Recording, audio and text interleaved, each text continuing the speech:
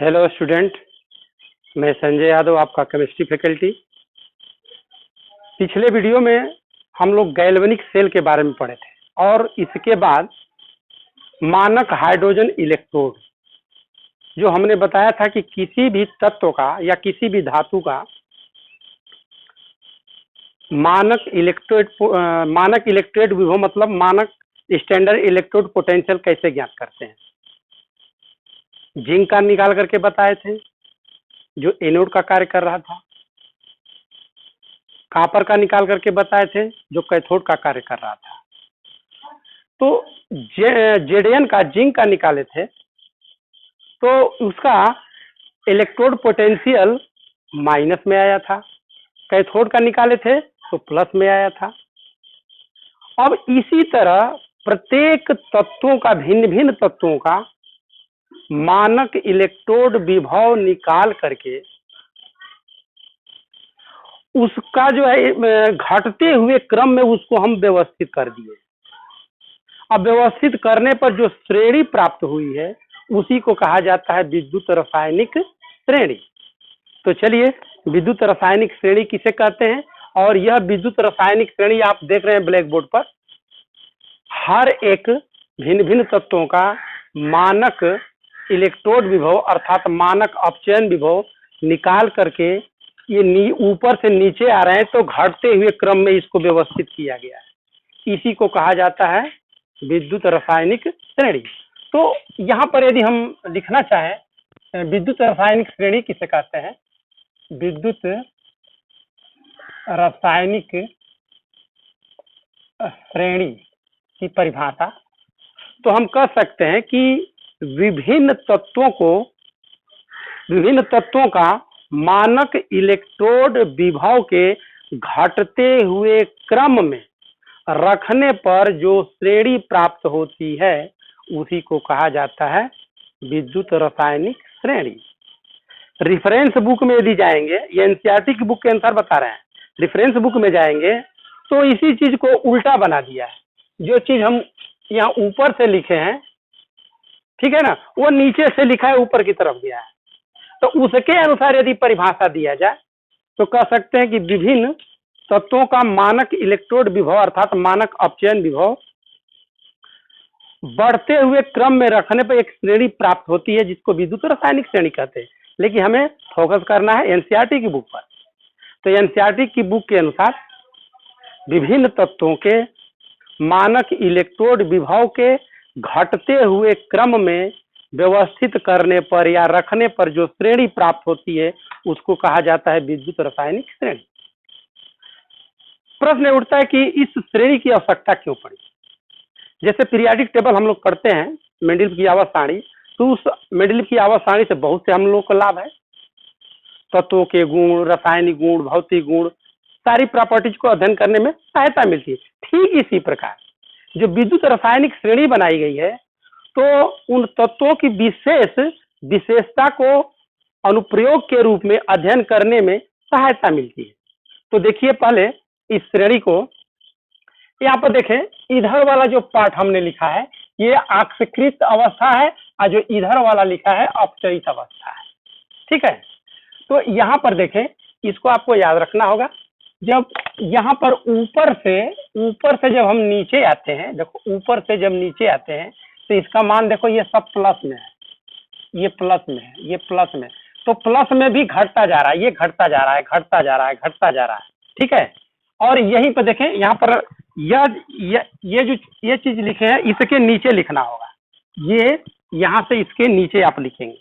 ठीक है, तो यहाँ से इसका मान देखो घटता जा रहा है, देखो -0.22 घटता जा रहा है प्लस।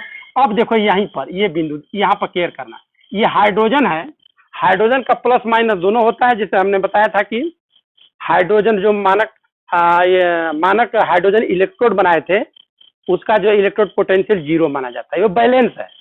ठीक है, अब इसके नीचे आते हुए तो घटते हुए क्रम में माइनस में और घटते हुए अंत में ये लिथियम का सबसे कम है, ये लिथियम का सबसे कम है। तो इस श्रेणी की विशेषता क्या है? इस श्रेणी की विशेषता नंबर 1, धातुओं की क्रियाशीलता ज्ञात करने में, भिन्न भिन्न तत्वों की क्रियाशीलता ज्ञात करने में। ठीक है, तो कैसे क्रियाशीलता नंबर में कह रहा है कि जब इस मानक इलेक्ट्रोड विभव अर्थात मानक अपचयन विभव हम जब ऊपर से नीचे आते हैं तो धातुओं की क्रियाशीलता बढ़ती जाती है, धातुओं की क्रियाशीलता बढ़ती जाती है। तो बताइए सबसे अधिक धातु क्रियाशील कौन हुआ? ये लिथियम हुआ, ठीक है। और सबसे कम क्रियाशील कौन हुआ? तो आपका ये F2 हुआ, ठीक है। नंबर दूसरा, पहला हो गया क्रियाशीलता ज्ञात करने में इसका अनुप्रयोग हो गया। नंबर दूसरा देखो अपचायक, आक्सीकारक और अपचायक का तुलनात्मक अध्ययन करने में भी सहायता होती है। अब कहेंगे कि कैसे आक्सीकारक और अपचायक का? तो देखो जब हम ऊपर से जब नीचे आ रहे हैं तो क्रियाशीलता जब बढ़ रही है तो क्रियाशीलता बढ़ने का मतलब क्या हुआ? इलेक्ट्रॉन त्याग करने की प्रवृत्ति अधिक होती है। जब इलेक्ट्रॉन त्याग करने की प्रवृत्ति अधिक होती है तो वहां पर ऑक्सीकरण होता है। ऑक्सीकरण में क्या होता है भाई? ऑक्सीकरण में अपचायक होता है। मतलब ऊपर से नीचे जब हम आते हैं तो अपचायक क्षमता में वृद्धि होगी। देखो इसे तीर दिए हैं, ऊपर से जब नीचे आएंगे तो अपचायक क्षमता में वृद्धि होगी। यहाँ पर भी ये ऊपर से जब इसमें नीचे आएंगे तो अपचायक क्षमता में क्या होगी? ये वृद्धि होगी। लेकिन नीचे से ऊपर जाएंगे तो ऑक्सीकारक क्षमता में वृद्धि होगी। यहाँ पर लिखे हैं नीचे से ऊपर जाएंगे तो ऑक्सीकारक क्षमता में वृद्धि होगी। क्यों होगी? क्योंकि ऊपर जाएंगे तो इलेक्ट्रॉन ग्रहण करने की प्रवृत्ति बढ़ेगी और ऊपर से नीचे आएंगे तो अपचायक क्षमता में वृद्धि होगी। क्यों? क्योंकि इलेक्ट्रॉन त्याग करने की प्रवृत्ति अधिक होती है। दूसरी बात यहाँ पर फोकस करना है कि जो हाइड्रोजन है, ये जो हाइड्रोजन है यहाँ पर, ये हाइड्रोजन के जो नीचे वाले मेटल हैं ये अधिक क्रियाशील होते हैं और अम्ल के साथ क्रिया करके हाइड्रोजन लगभग हाइड्रोजन गैस मुक्त करते हैं। जैसे मान लेते हैं कि यहाँ पर Zn प्लस H2SO4 है, ठीक है। तो ये ZnSO4 प्लस ये हाइड्रोजन गैस मुक्त कर देगा। जैसे एल्युमिनियम है, यह HCl से अम्ल से क्रिया कर दे तो एल्युमिनियम ये क्लोराइड बना लेगा और ये हाइड्रोजन गैस। मतलब कि यहाँ हाइड्रोजन से नीचे वाले जितना ही क्रियाशील धातु है अम्ल से क्रिया करके क्या करते हैं? हाइड्रोजन गैस मुक्त करते हैं। तो इस प्रकार अब यहाँ पर मानक इलेक्ट्रोड विभव की तुलना किया जाए, इससे रिलेटेड बहुत से प्रश्न आ सकते हैं, ठीक है। इससे रिलेटेड प्रश्न आ सकते हैं, आप इसका स्क्रीनशॉट ले लीजिए और दिमाग में जो बताएं सेट कर लीजिए, इसी से हम प्रश्न बना रहे हैं। चलिए 101 सवाल हम देते हैं। मान लेते हैं कि एक विद्युत रासायनिक सेल में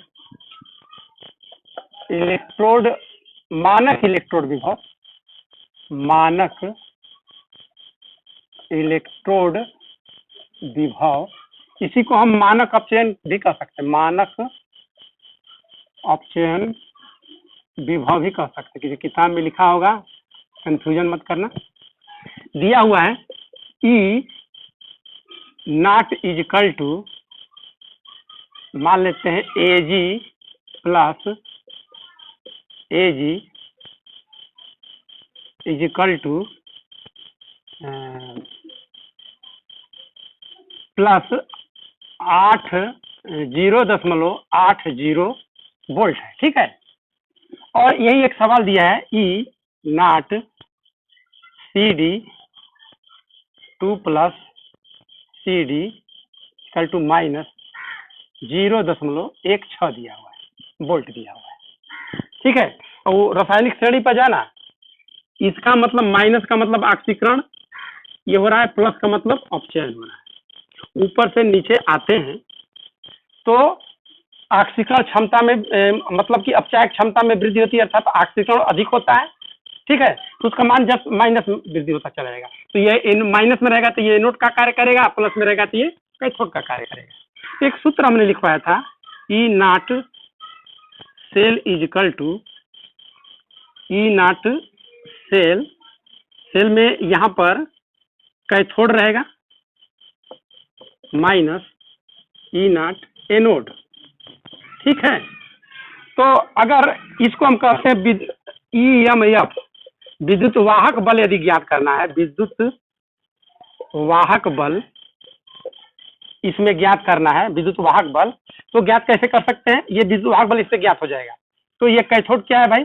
कैथोड वाला प्लस होता है, यहाँ पर 0.80 माइनस, ये माइनस में दिया ही है, 0.116, तो कितना हो जाएगा? 0.80, ये प्लस हो गया 0.16, तो 1096, मतलब ये कितना आ गया?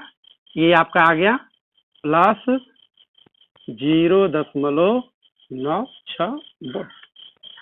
तो इस तरह विद्युत वाहक बल आधारित इस पर न्यूमेरिकल हम सॉल्व कर सकते हैं।